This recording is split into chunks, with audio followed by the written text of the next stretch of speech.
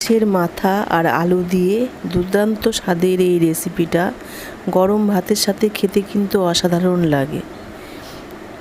যারা যারা বানিয়েছো তারা তো জানোই, আর যারা বানাওনি তারা একবার বানিয়ে খেয়ে দেখো, দারুণ টেস্টি এই রেসিপি।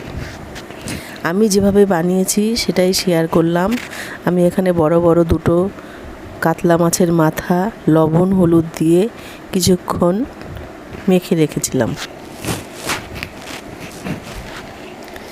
নিয়েছি দুটো মিডিয়াম সাইজের আলু, এরকম গোল গোল করে কেটে কড়াইতে দিয়ে দিয়েছি তেল।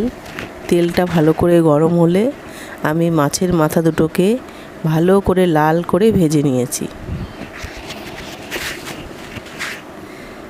অনেকটা মুড়িঘণ্টের মতো, কিন্তু এখানে আমি চাল ব্যবহার করিনি। এখন তো গোবিন্দভোগ চালের অনেক দাম, তার জন্য আমি চাল ছাড়াই মাছের মাথা দিয়ে এই রেসিপিটা বানালাম। খেতে কিন্তু অসাধারণ লাগে। মাছের মাথাগুলি আমার লাল করে ভাজা হয়ে গেছে। ওই একই তেলে আমি আলুগুলিকেও লবণ হলুদ দিয়ে লাল লাল করে ভেজে নিয়েছি।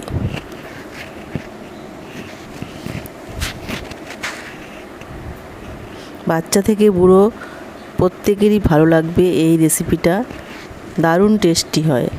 আমি মশলার জন্য নিয়েছি একটা পেঁয়াজ, কিছুটা আদা, কয়েক কোয়া রসুন আর একটু জিরে। এটা ভালো করে মিক্সচারে পেস্ট করে নিয়েছি। ফোড়নে দিয়ে দিলাম শুকনো লঙ্কা আর গোটা জিরে। ফোড়ন থেকে যখন সুন্দর গন্ধ বেরোতে শুরু করলো, দুটো আমি পেঁয়াজ আর একটা টমেটো ভালো করে তেলের মধ্যে ভেজে নিয়ে বাটা মশলাটাকে তেলের মধ্যে দিয়ে কিছুক্ষণ কষিয়ে নিলাম। দিয়ে দিলাম 1 চামচ কাঁচা লঙ্কা আর একটু লাল লঙ্কার গুঁড়ো। কিছুক্ষণ কষিয়ে নেওয়ার পরে যখন মশলা থেকে তেল ছাড়তে শুরু করেছে, তখন আমি ভেজে রাখা আলু আর মাছের মাথাটাগুলি দিয়ে আরও কিছুক্ষণ কষিয়ে নিয়েছি। মাছের মাথাগুলিকে একটু খুন্তি দিয়ে ভেঙে দিতে হবে। দিয়ে কিছুক্ষণ কষিয়ে নিয়ে আমি সামান্য একটু জল ব্যবহার করেছি। এইভাবে আরও কিছুক্ষণ কষিয়ে তারপরে আরেকটু জল, পরিমাণ মতো জল দিয়ে মাখা মাখা করে এটা নামিয়ে নিতে হবে।